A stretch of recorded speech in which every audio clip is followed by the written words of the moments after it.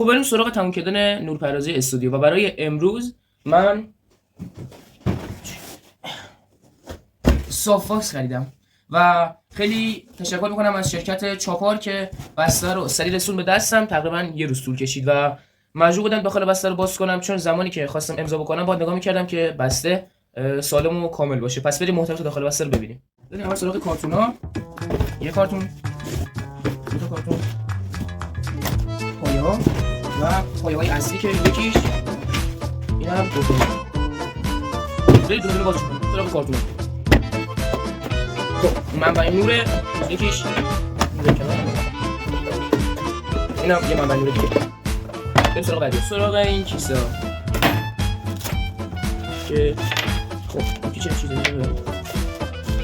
خب این میله های سافت، این هم پرده سافت که این هم بذاریم کنار، این هم خود سافت میمونه که باید الان درستش کنیم.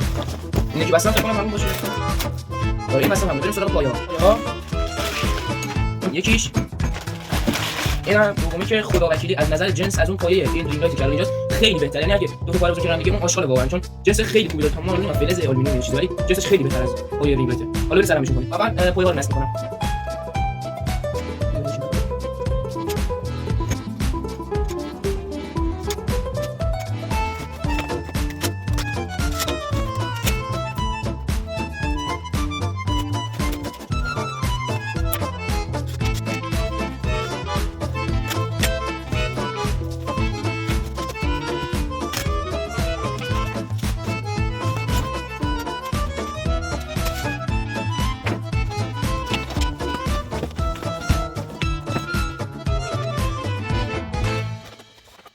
سافتا رو تموم کردیم. این دو تا سافتامون فقط مونده که بریم لامپا رو بخریم.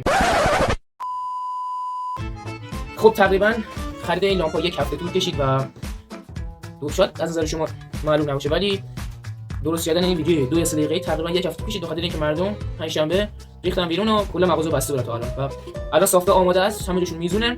قبل از اینکه بریم سافتا رو ببینیم حتما ویدیو رو لایک کنید، کانال رو سابسکرایب کنید، کامنت هم بذارید. برای اینکه تفاوت تاثیر نور رینگ لایت و سافت رو نشونتون بدم یه بیفور و افتر از هر دوشون. خب الان دارید تصویر من رو با نور رینگ و سافت می‌بینید.